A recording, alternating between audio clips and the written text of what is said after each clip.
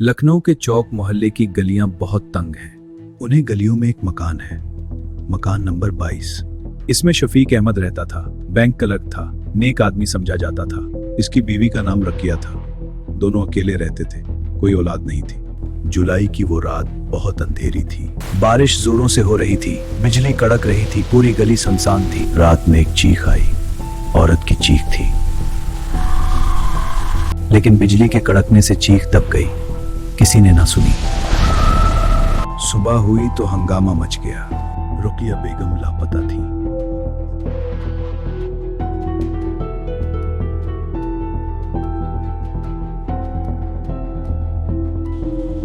Police ने मकान छान मारा। छत पर पानी के निशान थे, दरवाजे अंदर से बंद थे, कोई सुराग ना मिला। दरवाजा अंदर से बंद है, कोई जबरदस्ती का निशान नहीं।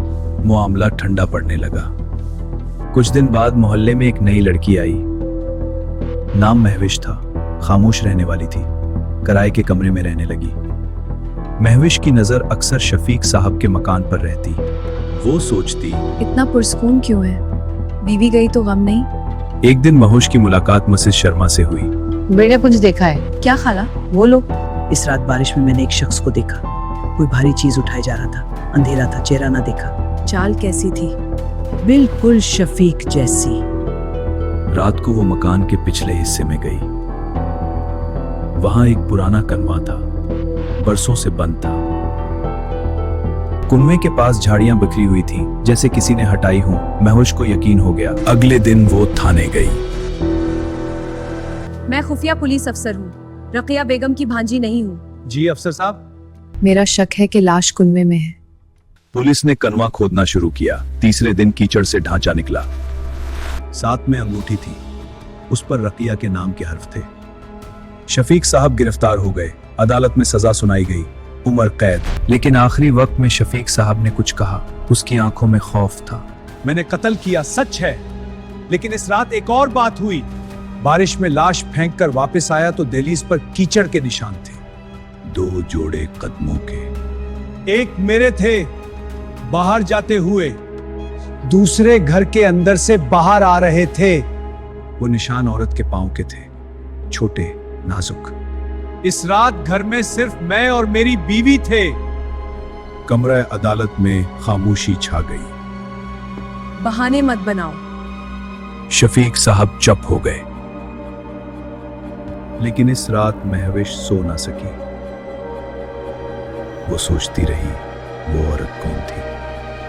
अगले दिन महूश दोबारा इस मकान में गई। शफीक साहब जेल में थे, मकान बंद था। इसने मालिक मकान से चाबी मांगी, अंदर जाना था। मालिक मकान बोला, ये ठीक नहीं है, मुझे जाना है। ये खतरनाक है। मुझे जाना है। अंधेरा मकान, खामोशी। महविश हर कमरे में गई, कुछ न मिला। आखिर में वो उस कमरे में गई जो रकिया बेगम का था। कमरे में एक पुरानी अलमारी थी। महूश ने अलमारी खोली। अंधेरा था, पीछे दीवार पर कुछ लिखा था, सुर्ख रंग से लिखा था वो आएगा। महूश को खौफ आया, वो वहां से भागी। लेकिन बाहर निकलते ही वो रुक गई। उसे महसूस हुआ कोई उसे देख रहा है। उसने पीछे मुड़कर देखा, कोई ना था, मगर खिड़की का पर्दा हिल रहा था, हवा नहीं थी। महूश ने गहरी सांस ली, बाहर आ गई। रात को वो अपने कमरे में बैठी सोच रही थी। आधी रात को दरवाजे पर दस्तक हुई।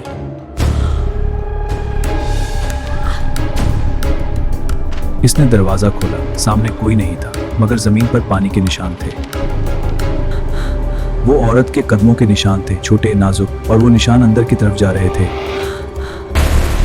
उसने पीछे मुड़कर देखा। कमरे के बीच में एक औरत खड़ी थी। वो रकिया बेगम थी।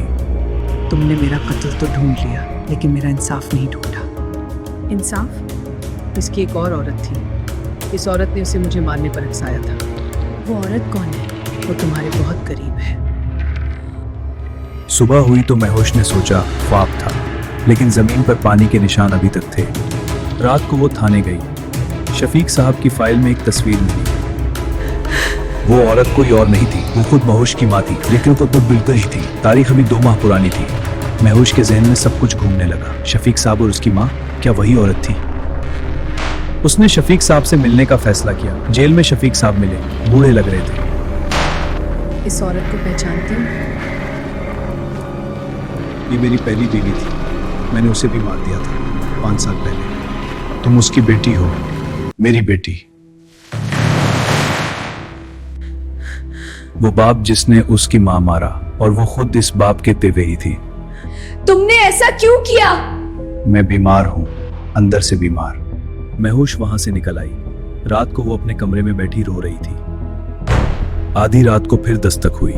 उसने दरवाजा खोला।